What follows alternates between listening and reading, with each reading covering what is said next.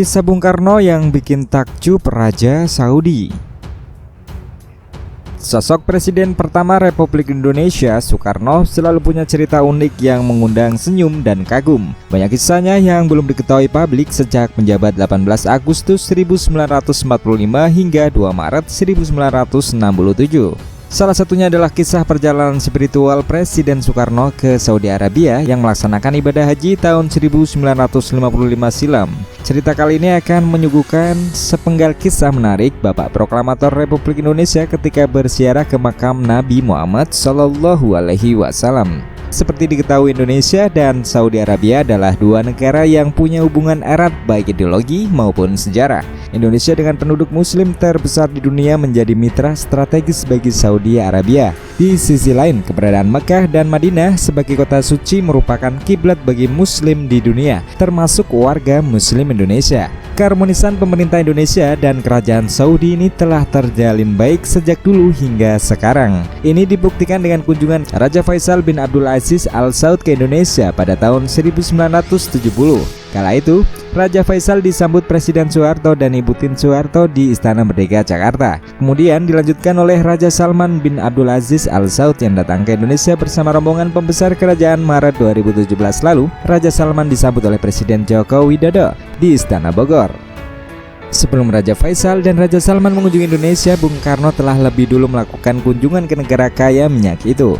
Jauh sebelum Bung Karno mengunjungi Saudi, ulama-ulama Indonesia juga telah menjalin hubungan khusus dengan Arab Saudi dalam urusan dakwah dan syiar Islam. Ulama Indonesia yang pernah belajar dan berkiprah di Saudi jumlahnya mencapai puluhan orang. Dari puluhan ulama itu, ada 3 ulama yang sangat berpengaruh karena pernah menjadi imam besar di Masjidil Haram Mekah. Ketiganya adalah Syekh Junaid Al-Batawi, Syekh Nawawi Al-Bantani, dan Syekh Khatib Al-Minangkabawi. Bung Karno sendiri ketika berkunjung ke Saudi tanggal 18 Juli 1955 disambut sebagai tamu kehormatan oleh Raja Saud bin Abdul Aziz Al Saud. Sejarah Saudi Arabia mencatat perbaikan jalur antara Bukit Safa dan Marwah adalah berkat saran Bung Karno kepada Raja Saudi. Sebagai tokoh yang saat ini berpengaruh di negara-negara anggota gerakan non-blok, Bung Karno juga pernah menawarkan ide penanaman pohon ini kepada Saudi. Tak hanya mengirimkan ribuan bibit pohon, Bung Karno juga mengirimkan ahli tanaman dari Indonesia untuk mengembangbiakan tanaman yang memang cocok tumbuh di daerah tandus tersebut. Kini pohon Soekarno tumbuh dengan rimbun di berbagai wilayah di Arab Saudi,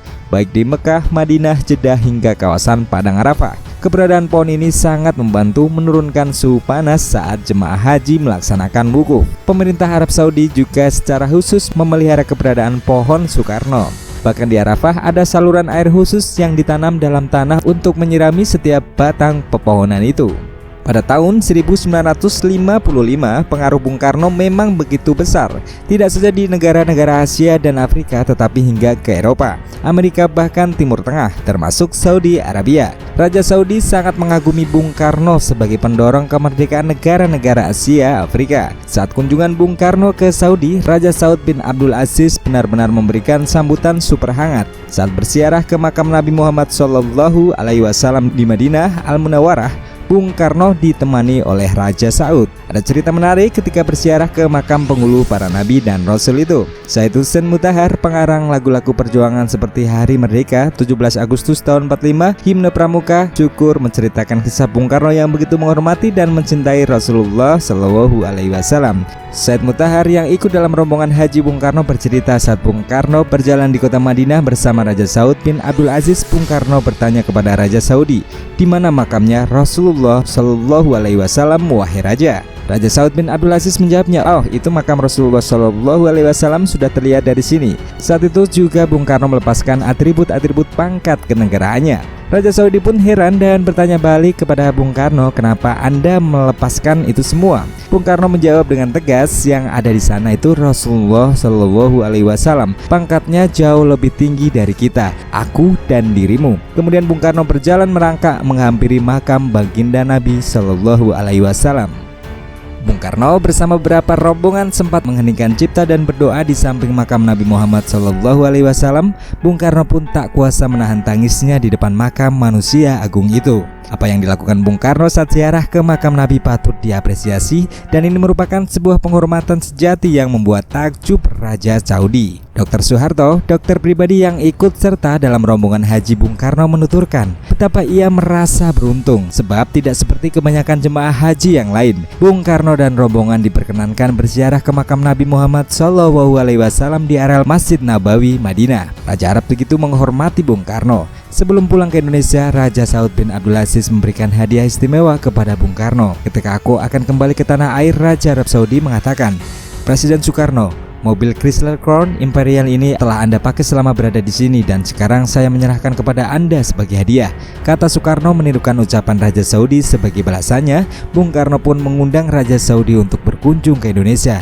Dalam perjalanan pulang itu, Bung Karno juga memberikan pesan spiritual kepada Dr. Soeharto dan didengar anggota rombongan yang lain. Toh, kamu hendaknya jangan mempergunakan predikat haji sebelum kamu betul-betul dapat mendirikan, tidak sekedar menjalankan sholat secara tertib sebagaimana yang diperintahkan. Demikian nasihat Bung Karno. Al-Habib Abu Bakar bin Hasan Al-Atos Az-Zabidi, ulama yang dekat dengan Gus Dur, mengemukakan alasan mengapa makam Bung Karno sampai saat ini didatangi banyak orang. Itu karena Presiden pertama Indonesia itu sangat memuliakan Nabi Muhammad SAW. Lihatlah betapa besar kedudukan dan kecintaan seorang Bung Karno kepada Rasulullah SAW, pembawa risalah Islam ke seluruh jagat raya. Bagi Soekarno, pangkat dan kemampuan yang dimilikinya tidak bisa dibandingkan sama sekali dengan apa yang sudah dilakukan oleh Nabi Muhammad SAW. Banyak orang mengaitkan peristiwa ini dengan ramainya peziarah di tempat peristirahatan terakhir Soekarno di Blitar, Jawa Timur. Sampai saat ini, makam Bung Karno tetap ramai dikunjungi warga dari penjuru daerah.